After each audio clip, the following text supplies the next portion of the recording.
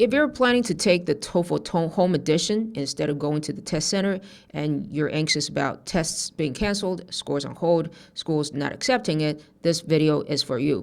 In the next few minutes, I'll help you answer these questions. 1, should you even use Home Edition for your goals? 2, how risky it really is. 3, if you must take it, what you can do to reduce the risks as much as possible. I'm Lee E. I've been teaching TOEFL for the past 8 years, and here's my answer. First, you need to check your target schools. If they don't show you on the website about whether they accept Home Edition, you need to email them and ask them. Okay? Some schools don't accept them. Okay?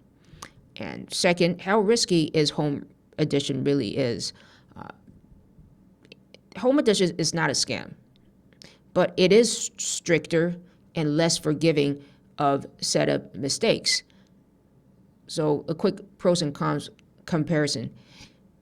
The advantage is that you don't have to travel to a test center, no distractions from other test takers around you, and many people did finish the test at home with 0 issues and get their scores in a few days. Okay, the disadvantage, the risks. You are responsible for the setup. You have to set up the secure browser, the camera, the mic, the internet, and follow the room rules, such as having no people around, don't take notes with illegal devices, no extra screens, etc. And a remote proctor can pause the test at any time, ask you to move the camera around, ask you to show the room, and in some cases, stop the test or mark it for review. If something goes wrong, you must contact ETS immediately by email or by phone. I recommend calling them, explain what happened, and sometimes wait for an investigation. Most of the real horror stories come from people who didn't really check the rules or had a messy setup or had very bad luck with connections or proctors. You don't see posts from the thousands of people whose tests were boring and normal. And 3, if Home Edition is your only option, what do? Okay. If your schools accept Home Edition and you have no practical access to a test center, then focus on controlling what you can control. A, read the official rules slowly. From the ETS website, check which IDs are accepted in your country, the exact room and equipment requirements, not just YouTube summaries, the actual rules. 2, treat your room like a mini test center. Clear your desk and background, remove books, notes from the camera's views. Make sure nobody will walk behind you or suddenly interrupt you when you're taking the test. And test your camera, mic, and internet once. Some of you are located in a city, so maybe you can find a co-working space to arrange all that. The simpler your setup looks, the lower the chance of confusion. 3, expect the proctor to talk to you. Tell yourself before the test, they might pause me and ask me to show them the room. That doesn't mean I failed. It's just a check. Follow instructions calmly, then refocus on the questions. And after the test, write down anything strange. If something unusual happens, note the time, what the proctor said, and what error message you saw. So if you ever have to email ETS or call them, this helps you explain more clearly.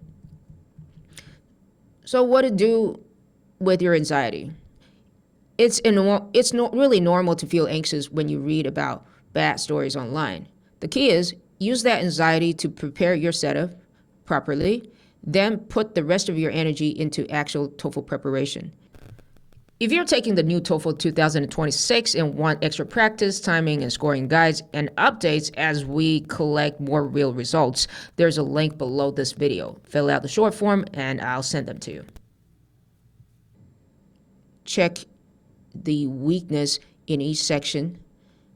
Check the writing and speaking structures that you're going to use and continue to practice. That's still where most of your scores come from.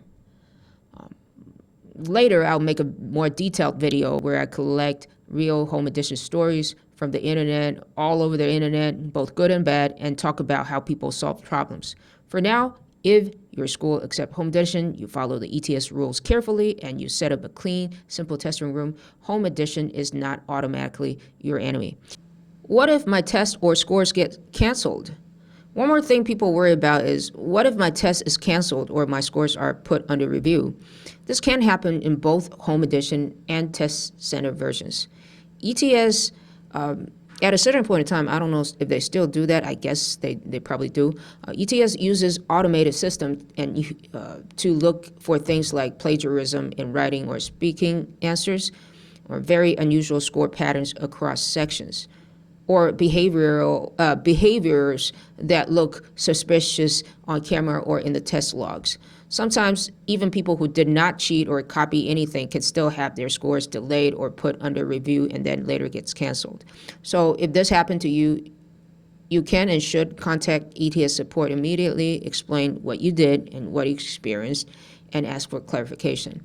In practice, though, ETS does not always give detailed explanation. Most of the time, they don't, and it's very hard to get a decision changed. Officially, they tell you there's no way to appeal. So it's important to be honest. There's no way to guarantee that your test will never be reviewed, will never have any problem. The best you can do is follow all rules very carefully, keep your behavior clean on camera, and accept that small amount of risk exists in any large exam systems. The goal is not to expect no problems ever, but to reduce obvious risks and then put your main energy into what you can control, which is your preparation and your setup.